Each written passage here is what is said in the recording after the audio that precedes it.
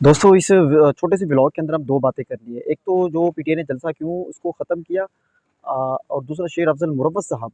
शेर अफ़ज़ल मुरव्वत साहब ने जो है ना गिरफ़्तार हो गए थे, अब वो रिहा हो गए हैं और उन्होंने खुद ही बता दिया है कि वो कैसे गिरफ़्तार हुए और सारी उन्होंने कहानी बता दी है। सबसे पहले तो मैं ये बता दूँ शेर अफ़ज़ल मुरव्वत साहब ने कहा कि मैं जो हूँ और जो जहाँ मैंने पनाह ली हुई थी, मैं 2 दिनों से गायब था, छुपा हुआ था, अंडरग्राउंड था और जिस बंदे के घर, जिस दोस्त के घर मैंने पनाह ली हुई थी, उन्होंने ही मुखबिरी की है और उन्होंने ही मुझे पकड़वाया है। और इससे पहले मुझे लाहौर में भी इसी तरह हुआ था। लाहौर में भी जिसके घर मैं रहा था, जहाँ मैं छुपा हुआ था, रुका हुआ था, ठहरा हुआ था, उसी बंदे ने जो है ना मुझे गिरफ़्तार करवाया। तो ये तो उन्होंने एक पूरी वो शेख अफ़ज़ल मुर्तज़ा साहब ने फरमाया और दूसरा उस खान साहब के हवाले से उन्होंने बात की है कि अगर ये जलसा जो कैंसल हुआ है ना, ये जलसा कैंसल हुआ है, कि जलसा कैंसल नहीं होना चाहिए था। क्योंकि ये किसी ने कहा था कि जो है ना ये जाके जो है ना खान साहब से पूछने चले जाएँ कि ये हालात हैं, वो हालात हैं। हालात ये बताए गए हैं कि मज़हबी जमातों का जलसा हो रहा है, आपको पता है वो एक मसला चल रहा है ख़त्म नबूवत वाला। तो वहाँ जो कहता है उनमें मौलवी आए हुए और मौलवियों के भेष में कुछ दहशतगर्द आए हुए हैं, तो एक बहुत बड़ी दहशतगर्दी हो सकती है। तो ये बात पूछने के लिए मतलब क्या ज़रूरत थी वहाँ जाने की? जब खान साहब ने आपको इजाज़त दे दी है कि आप जलसा करें, तो बस करें फिर। आपको खुद वहाँ जाने की ज़रूरत नहीं थी। कहा कि अलबत्ता अब जो है मैं सर तस्लीम ख़म करता हूँ, क्योंकि अगर बानी पीटीआई ने कहा है कि जलसा नहीं करना तो सो मैं सर तस्लीम ख़म करता हूँ। कहते वरना मैं इसके हक़ में नहीं था। मैं तो चाहता था कि क्या कहते हैं कि जलसा हो और ये जलसा होना चाहिए था, क्योंकि लाखों लोग पूरे पाकिस्तान से निकले हुए थे, बाहर आए हुए थे, एक बहुत बड़ा जलसा हो रहा था।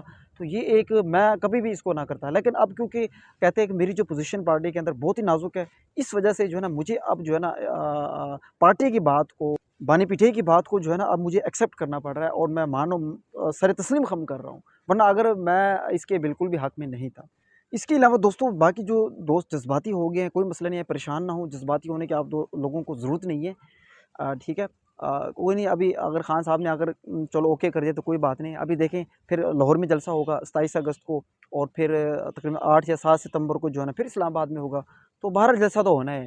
ये कब तक रोकेंगे आकर, ठीक है? आप लोगों ने परेशान नहीं होना, ज़्यादा जज़्बाती नहीं होना। शेरज़ुल साहब कहते हैं कि जब वो मुझे गिरफ़्तार करने आए, जब मुझे पुलिस वाले गिरफ़्तार करने आए तो उन्होंने एक तो जो है ना घर के अंदर जो धावा बोला, घर के अंदर पहले 8-10 बंदे थे जो सिविल में थे वो थे, बाकी पीछे पुलिस थी, उन्होंने आके हमला किया। पुलिस वाले थे। क्या था पुलिस वालों ने हमारे ऊपर झपटा-झपटी की, उन्होंने मुझे बंदूकें दिखाई, पिस्टल दिखाई। लेकिन जो है ना हम घबराए तो नहीं, हमने भी फिर बैक पे वो कहता है हमारे जो वहाँ गार्ड थे, उनको भी उन्होंने मारना शुरू कर दिया उन पुलिस वालों ने। तो ख़ैर हमने भी बैक उनको मारा, हमने उनके साथ लड़े झगड़े, बल्कि हमने उनसे उनके पिस्टल वग़ैरह असला छीन के उनको बाहर धकेल दिया। तो ये बात उन्होंने की है शेर हसन मुर्मू साहब ने और उन्होंने ये कहा कि भई खुदारा ये काम ना करें, आप चादर और चारदीवारी का तकद्दुस पामाल ना करें। कहता है उस वक़्त जब उन्होंने हमारे सामने पिस्टल सामने ताना हुआ था और हम हो सकता था कि मेरे हाथ से कुछ गोली चल जानी थी। ये भी बात उन्होंने की है। कहता किसी एक अहलकार की इस हरकत की वजह से बदनीयती या की वजह से जो है ना मुझसे गोली चल जानी थी और जो है ना एक नुकसान हो जाना था। तो पता नहीं मुझसे क्या हो जाता। तो ये बात क्या है कि चादर और चारदीवारी का तकद्दुस पामाल ना करें, प्लीज़ ना करें। कहते हैं इससे बहुत नुकसान हो सकता है, कुछ भी हो सकता है। हम लोग डरने वाले नहीं हैं, हम गोली छोड़ने से डरने वाले नहीं हैं।